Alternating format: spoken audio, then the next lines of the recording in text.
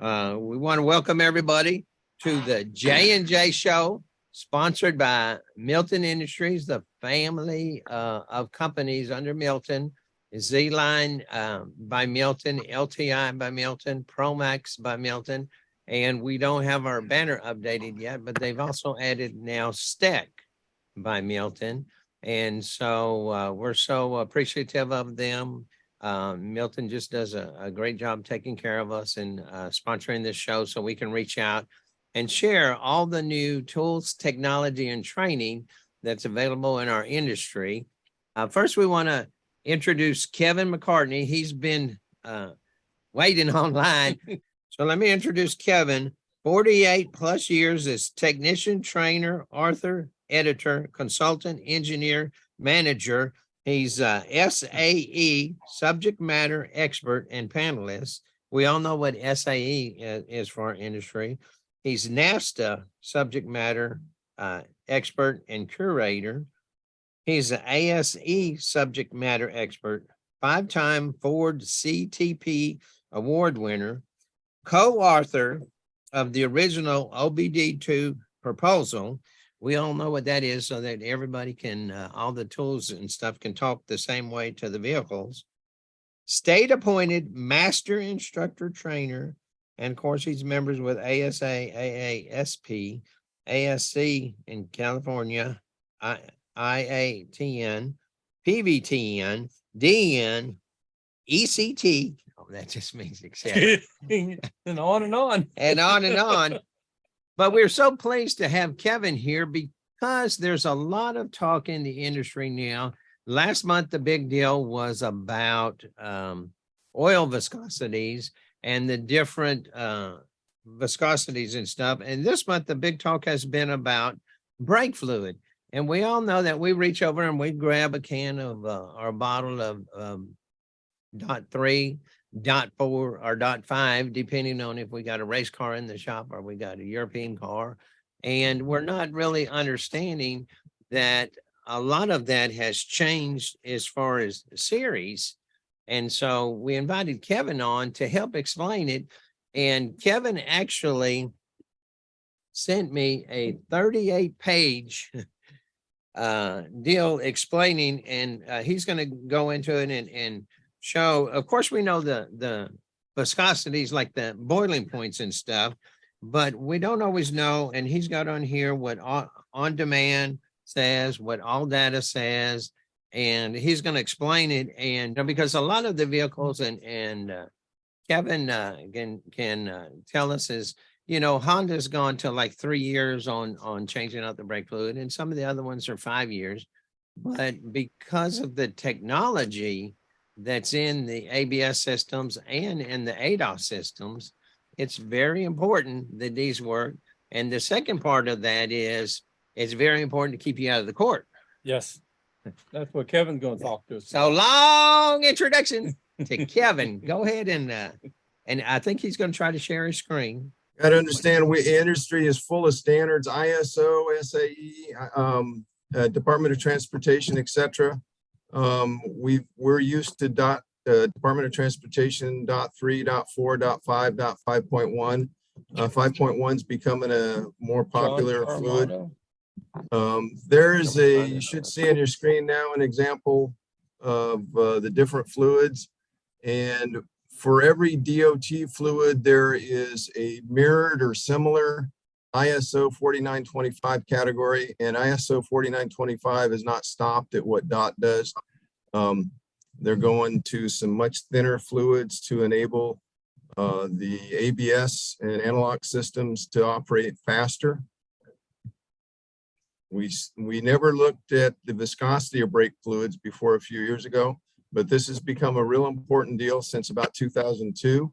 .4 is the thickest fluid we can see there on the chart at 1800 centistokes. Centistokes is how we measure viscosity of most fluids, kinematic viscosity anyhow. .3 is actually thinner. ISO 4925, if you see that there, that's the fourth one down, fourth one down, is a .3 viscosity with a .4 boiling point. As we continue on, the .5.1 and the .5 are both 900 centistokes, much thinner, higher boiling points up at 500 degrees Fahrenheit. Dot 5, of course, is the silicone fluid. We can't mix it with any of the others. But dot 5.1 meets the spec of dot 5 in a glycol-based fluid that's compatible with dot 4s, dot 3s, and all that. These are much thinner viscosity. What we got to understand is just because someone labels a fluid low viscosity really doesn't mean anything. If you take a dot 4 that allows up to 1800 centistoke and you have it, make it a little thinner at 1500, that's a lower viscosity dot 4. It could be labeled as a dot 4 low viscosity, but it doesn't meet any of the important requirements that any manufacturers have. From that, if we drop down a little bit, ISO 4925 class 6 and 7, those are the thinnest fluids. They were developed specifically to take advantage of the speed capability in modern ABS and electronic stability control systems, and especially the AS systems. A conventional brake system with conventional dot 4 takes about 300 to 600 milliseconds to actually apply the brakes from the time we step on that pedal. These new systems have the ability to apply brakes in much less time than that. About 120 milliseconds is what, under those conditions, is what usually is cited. Think about this, that thinner fluid, it makes sense that it would have a faster response time, or capability at least. In ABS and stability control modes, it's not just the difference in application time of one-time application. And when we go into ABS, most of us have felt this, that brake, at least one of the brakes to control it, is being constantly applied, released, applied again, and released. These thinner fluids accelerate the response time, improve the response time on each application and each release. So it's a huge improvement in potential performance. They're a little hard to find. Penison is one of the brands. There's ATE, BASF, a bunch of others. We can look at those in a minute, I guess. But the big deal is the response time. Boiling point, and this has been a requirement for every Volkswagen vehicle since about 2002. BMW since 2004. GM and Ford both require it now. And here's you can see on your screen a typical Ford master cylinder cap. It still says dot 4. There's a real problem with this because anyone reading that cap assumes it only requires a standard dot 4. This one's off a 2021 Ford pickup. A week ago, I had a Mustang rental car 2023. It still uses the same cap, but it requires Ford's ISO 4925 class 6 fluid. The Ford specs for that, I'm bringing those up on the screen now. Ford has 3 current motorcraft fluids. We see the requirements there. Those are Ford material standards, WSSM 6C 65A2, A1, and A3. A1 is dot 3. A2 is the new ISO 4925 class 6. A3 is the dot 5. Most of their passenger cars now require that A2, which is an ISO 4925 class 6, much lower viscosity, much faster response time. If we put the wrong fluid in there, we're compromising the ability of that ABS and stability control to respond when we need it most, especially at low temperatures. Many OEMs have gone the same route. Here's the big problem. Many of you remember when ZR rated tires were introduced, the speed rated tires went from VR to ZR, and Z was a rating at the time. It is now a category. Z category includes the W, the Y, and the Y in parentheses ratings. That's what happens to our dot 4 rating. It's now a category. So within that dot 4 category, there is ISO 4925 class 4, class 6, class 7, class 5-1. So we got to be way more careful now. This is how Ford bottles theirs. And if you look on the label, it only says dot 4 LV for low viscosity, high performance brake fluid. But it is an ISO 4925 class 6. That's what Ford's WSS M6C 65A2 material standard means. It emulates the ISO 4925 Class 6 standard. This is Ford's official statement on it, or I'm sorry, this is from Mitchell Pro Demand. Motorcraft DOT4, if you look it up on Mitchell, and in the other presentation that I can't get to for some reason right now, I've got the actual Mitchell screenshot, but this is exactly what it says. Motorcraft DOT4 low viscosity, high performance brake fluid or equivalent. I think every one of us, when we first saw that, would assume that only requires any DOT4. In the notes section, if you go to the notes section, it says Ford recommends using Motorcraft DOT4 low viscosity, high performance motor vehicle brake fluid or equivalent meeting WSS M6C 65A2. If you read this, or an attorney reads this, it's clear to them what they mean is it's got to meet that material standard, WSS M6C 65A2. In Ford language, that is ISO 4925 Class 6. If we look up that material standard, it is a duplicate of the Class 6 requirements. These are a couple of examples. That's a BMW bottle there. On the bottle, it says DOT4. That is an ISO 4925 Class 6. So it is a Class 6 DOT4. Volkswagen, I've got listed the General Motors, the BMW, and the Ford material standards for these Class 6 fluids. All of those manufacturers and many more have shifted to Class 6. They're calling them DOT4s, but they're Class 6 DOT4s, not just any old DOT4. All of these on your screen now, we've got Jaguar, AC Delco, and Volvo. The Volvo brake fluid is actually a Class 7. Class 7 was developed in response to what Volvo was requiring. They required that any fluid used in their cars meet not only DOT4, but also meet DOT5.1 and Class 6. You combine all those, that is the new Class 7 standard. Here's now Ford in some of their truck chassis, mostly the ones with Hydro Boost or Hydromax, are requiring a DOT5.1. Ford's material standard for that is WSS M6C 65A3. This is a lot of alphabet soup. I'm kind of used to memorizing all these numbers. Most of us are not. It takes a while to get used to. If you look at these are just examples. I'm not trying to pick on any brand, but these are all labeled super or plus or low viscosity or something like that. We got to understand these are marketing terms. The requirement for fluid is not a marketing term, it's a material standard. Our industry usually has ISO standards for oil. We use API, ILSAC, ACEA, things like that. But each manufacturer develops their own material standard. That's what's really counts. That's what is the legal requirement for use in those cars. And that usually emulates one of the industry standards with some enhancements. This, another example here, a Volvo XC90. Most of the Volvos now require a Class 7 fluid that's got the boiling point of a 5.1 and the viscosity of a Class 6. So it's the thinnest fluid and the highest boiling point. There's Jaguar. I'm going to go through this fairly quickly here. There usually is lots of questions coming from this stuff. The GM material standard is a GMW 3356 for this. Nowhere on there does it say that this is anything special. It's just calling it a DOT4 GMW brake and clutch fluid. If we go to the fine print and GM's requirements for each car, most of them are now requiring this Class 6 fluid. Or didn't. And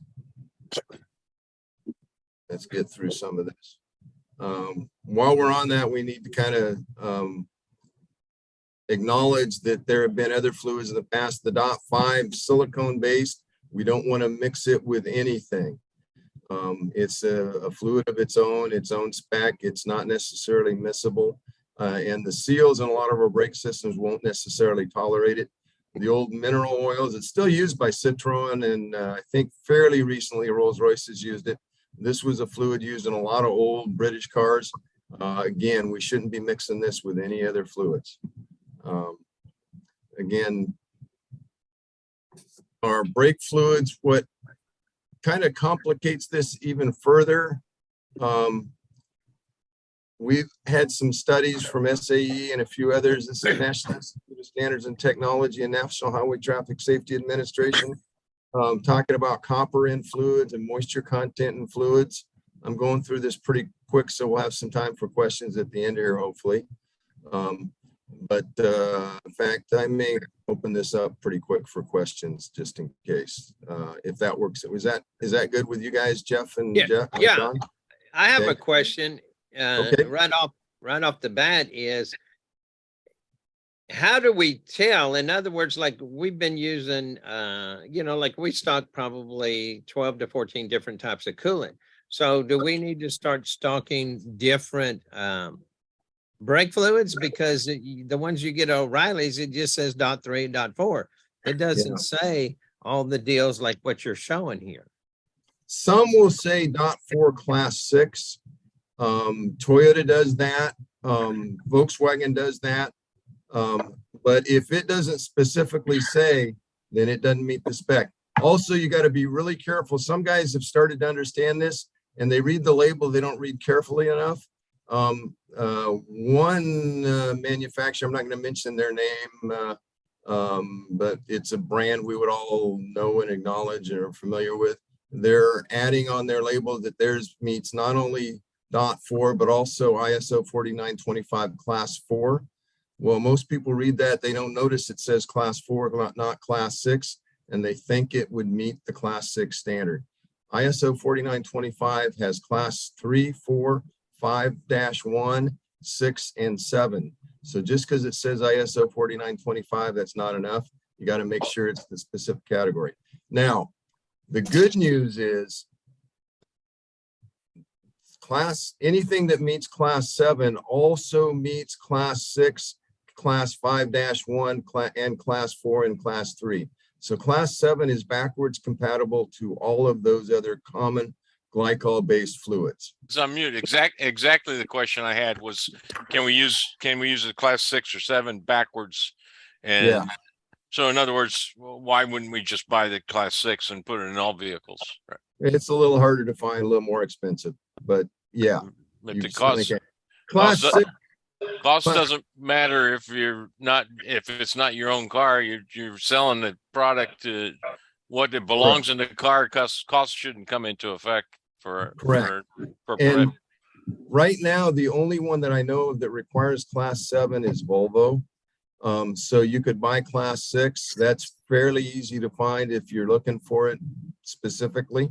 Pennison's a brand that's available pretty readily. AT has it, a bunch of others, and that one would be backwards compatible to anything that does not require class 7. So class 7, and that's just Volvo right now. Now others may step up and require class 7 in the future, but for right now, class 6 would effectively work as a universal fluid for you.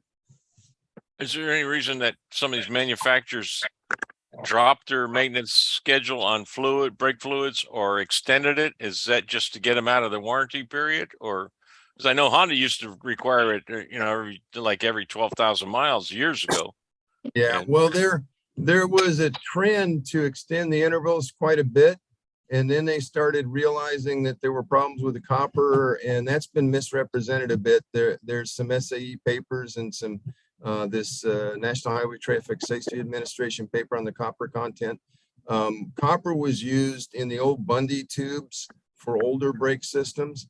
The newer stuff, it was still used in alloying the stainless steels. That migrates into the system. When you got copper and aluminum, and especially aluminum magnesium alloys in a system there, that creates activity and pits the aluminum. The aluminum and magnesium becomes the anode, the copper is the cathode, and degrades them. But manufacturers have reduced the copper content to the point that we're back to the era where moisture is the big indicator. These copper contents are not getting up as high as they used to because the manufacturer responded to that with lower copper content in the system. So I think we're back to moisture, and that brings up, we've got test strips, that kind of thing available to us. I'm not trying to promote any brand or anything else like that here.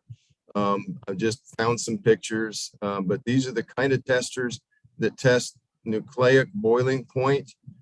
We can use our required boiling point charts for different brake fluids to evaluate how much moisture we got based on that. The top of that little small tester in the top is a conductance tester. They are not necessarily accurate for a wide range of different brake fluids. So they might be calibrated to work pretty good on most DOT4s, but there's an SAE paper showing that the conductance of DOT4s in general will vary significantly from a given OEM fluid to a aftermarket fluid to whatever else. So I don't put a lot of faith in the conductance testers. Those are going to be any of the ones that are little pocket testers that are powered by flashlight, pen light batteries, that kind of thing. The nucleic boiling ones, they work well. They're going to be powered by a 12-volt battery on the car because they're going to need a lot more energy. Two of the ones I've got pictured there are examples of that, but there's plenty others. I'm not trying to promote any brand. Well, and I use that, both of those, you got the condensing ones, but also and mine is a different brand, the brake fluid safety, where that actually boils and it comes up with a number right there. And so then and you look at your chart and you know where it's at, versus, green light, red light. Yeah. Type of deal. And, yeah, I think what we've seen in OEM recommended service intervals, they were going out further and further and further. And then many of them have started reeling that back in. Some of them had no recommended change interval unless you were doing other brake service anyhow. And there seems to be a trend. Many of them are coming back to 2 or 3 year recommended intervals. For Mike and I and some of the others in California, this is kind of critical because the California Bureau of Automotive Repair gets a little nasty with us if we're not in agreement with the OEM recommendations. If we're recommending more service than that, we can do that as long as we're not making any claims that we can't provide objective validation for. These tests are the objective validation. So if we just tell a customer, gee, we got to have full disclosure and objective validation. If we say, gee, Mr. Customer, Ford, who makes your car, doesn't recommend changing the fluid, but we would like you to anyhow, and we charge X number of dollars for that, you on board for that? We're okay with that, but they aren't usually going to say yes when we've just got through telling them Ford doesn't recommend it. So if we say, if you don't, it's going to destroy your system, we got to have objective validation for that. What we can do, and it works the best, is say, look, Ford doesn't recommend a schedule for this. However, we've tested your fluid, and I actually keep the documents on hand. People will never read them, but sometimes they like to see the document anyhow. This is a National Highway Traffic Safety Administration research paper on brake fluid, and it says that copper is a problem and moisture is a problem, et cetera, et cetera. So based on the tests that we just did, your copper content is here, your moisture content is there. We recommend you replace the brake fluid. We're always fine with that.